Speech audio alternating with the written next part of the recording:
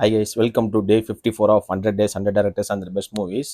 இன்றைக்கி நம்ம யாரை பற்றி பார்க்க போகிறோம்னா, இவர் வந்து ஒரு த்ரில்லர் மூவிக்கு வந்து ஒரு தரமான ஸ்க்ரீன் பிளே இருந்தால் மட்டும் போதும், ஒரு பெரிய பட்ஜெட்லாம் தேவையில்லை அப்படின்னு நிரூபித்தவர்னே சொல்லலாம்.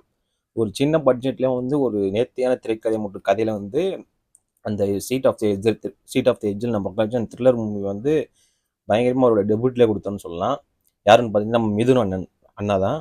அவர் வந்து ஸ்டீஃபன் ஒரு படம் டைரக்ட் பண்ணார். அது டைரெக்டாக வந்து நெட்ஃப்ளிக்ஸில் ஸ்ட்ரீமிங் ஆச்சு டிசம்பர் 2025 இயர் கடைசியில்.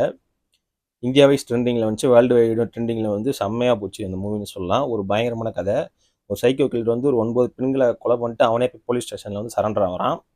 அங்கேருந்து கதை ஆரம்பித்து பயங்கரமாக போய் எண்டில் வந்து ஒரு பயங்கரமான ட்விஸ்ட் பண்ணியிருப்பாரு. இதில் நம்ம கோமதி சங்கர் அண்ணனும் வந்து ப்ரொட்டகனிஸ்ட்டாக வந்து ஒரு சூப்பராக பட்டியை கலப்பியிருப்பார் அவர் ரோலில்.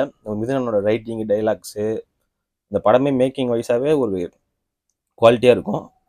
கம்மி பட்ஜெட்லேயே ஒரு தரமான த்ரில்லர் பண்ண முடியும்னு நிரூபித்தவங்க. அதனால தான் நெட்ஃப்ளிக்ஸே வந்து ஸ்ட்ரீம் பண்ணியிருக்காங்க அந்த மூவின்னு பார்த்துங்க. அப்போனா அந்த மூவியோட குவாலிட்டியை பற்றி. அப்பேற்பட்ட படத்தை டெபுட்லேயே கொடுத்தது தான் நம்ம மிதுன் அண்ணன். ஸ்டீஃபன் நெட்ஃப்ளிக்ஸில் இருக்கும், மறக்காமல் போய் பாருங்கள். பயங்கரமான த்ரில்லராக இருக்கும். எண்டில் வர ட்விஸ்ட்லாம் உங்களை மைண்ட் ப்ளோயிங் ஆக்கிடும். அந்த மாதிரி ஒரு ட்விஸ்ட்டு, அதை உங்களுக்கு கணிக்க முடியாத மாதிரி ஒரு ஸ்க்ரீன் பிளே வந்து கோத்து எடுத்துகிட்டு வந்திருப்பாரு. அதான் மிதுன் அண்ணனோட ரைட்டிங்கோட பவர்னே சொல்லலாம். அவரோட அடுத்த படத்துக்கு வெயிட்டிங். மிதுன் அண்ணா சீக்கிரம் பண்ணுங்கள். Keep rocking.